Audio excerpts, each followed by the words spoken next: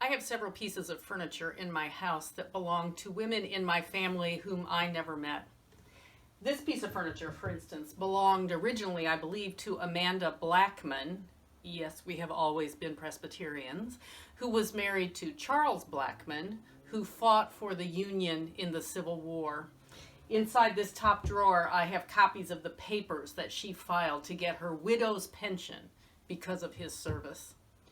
Her daughter, one of her daughters, was named Jenny, and she was my great-grandmother, whom I never met.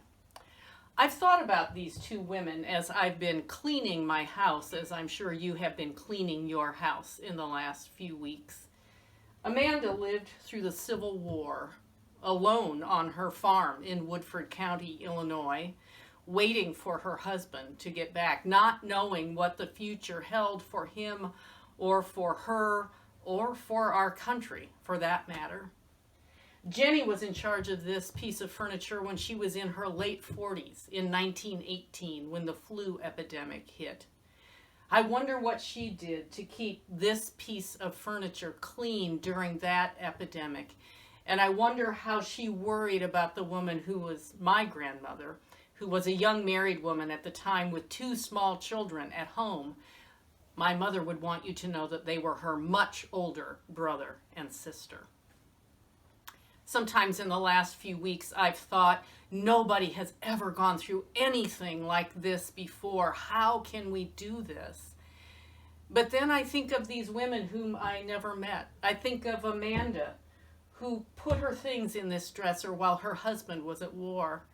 I think of Jenny, who kept this clean during the flu epidemic in 1918, which was very bad in this part of the country.